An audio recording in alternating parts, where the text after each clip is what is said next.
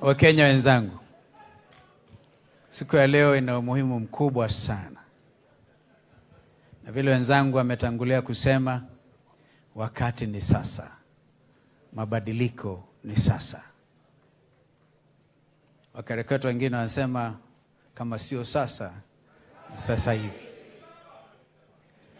And therefore,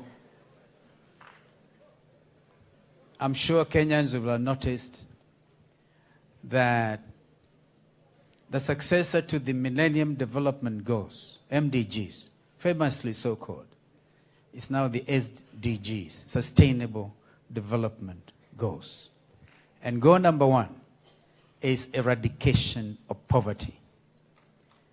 My colleagues have basically been trying to tell us, and it's going to come out in a document that we will shortly be unveiling, that our commitment as NASA, the next government of the Republic of Kenya, is to lift our fellow citizens out of poverty.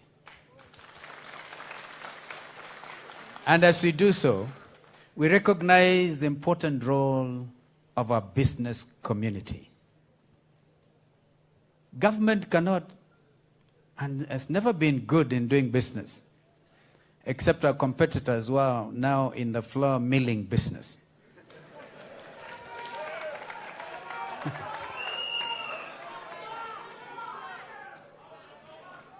Unga is important.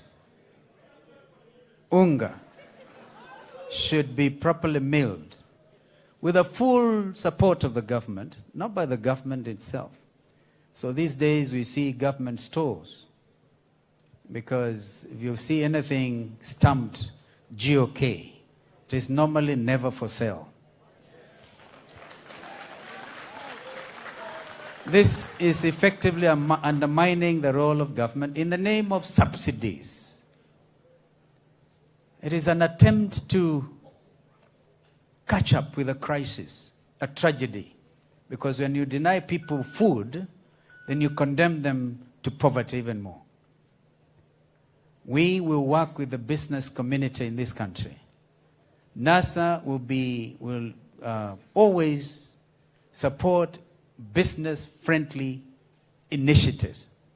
KEPSA, for instance, National Chamber of Commerce.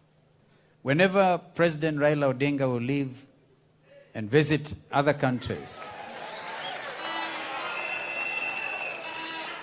and with the support, suggest Kenya Airways will be able to carry aircraft loads of Kenyan businessmen to go and sign important contracts wide, and be able, therefore, to create the extra employment, the youth badge that Brother Raila talked about. Because without giving them employment, we cannot. There will be also condemning them to a future of uncertainty.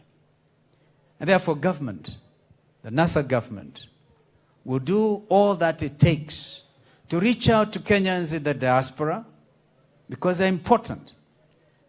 As we speak, the National Treasury does receive on average $1 billion US from Kenyans who work abroad, Kenyans in the diaspora.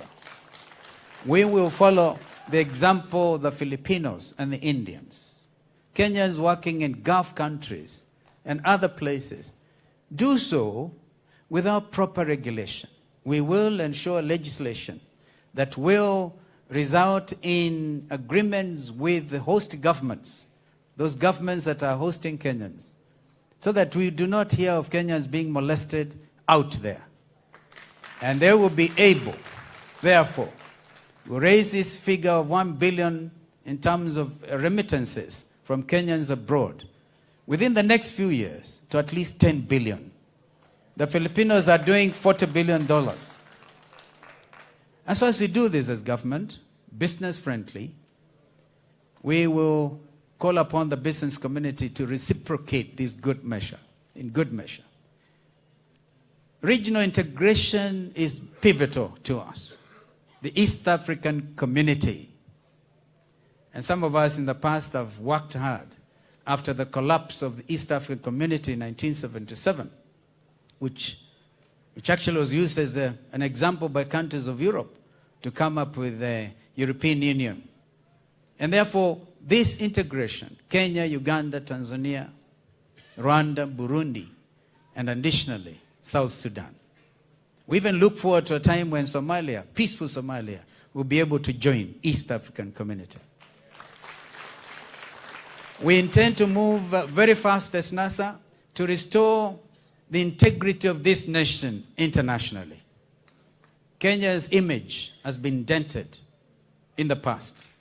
We'll come up with a foreign policy that will make sure that Kenyans everywhere will walk across with their heads held high. We will work for a borderless East Africa, where professionals will find it easy to establish businesses anywhere within East Africa, and where East Africans can drive and walk across. We just come from Malaba. We realized that there is a very serious disharmony when it comes to the way goods are cleared from Mombasa, destined for Uganda and other places. The town of Malaba is literally dead. This is something we must correct without necessarily doing violence to the spirit of East African integration. Therefore, fellow Kenyans, collaboration with governments to establish sports talent and development academies is another devolution issue. We are basically a sporting nation. I once said in 2007 that I look forward to a time when Kenya would host the Olympics. Kenyans, look at our world beaters from Kipchoge Keino, Ben Jipcho, and others who have become heroes in terms of sports tourism. Well, we have to do something. I know that Kenyans think, in fact, by 2028, we had hoped we could host the Olympics in this country.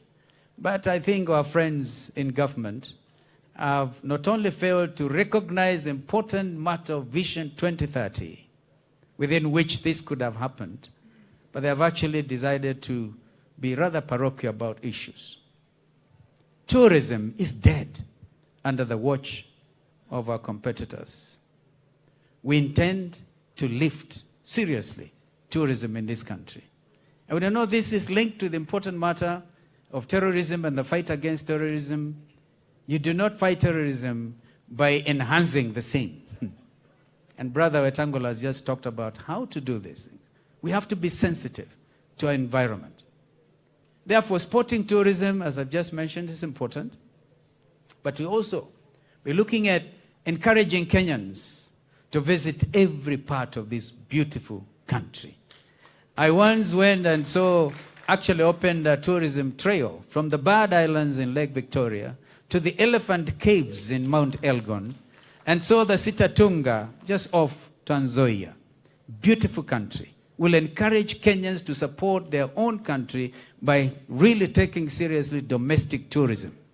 We'll even add another category. Normally, people come on package safaris. We'll now encourage individual travelers everywhere, even as we make better the standard railway gauge that is an alternative. You've heard my brother say this was conceptualized by us, minus, of course, the exorbitant costing that has come with it, and carriages that don't look that modern. We have to go for speed trains. We have to go for electric trains. This is the future. This is the future. Therefore, fellow Kenyans, we want to encourage you to come along this journey. We've just given you a tip of the iceberg. But we intend, in all seriousness, to make the difference.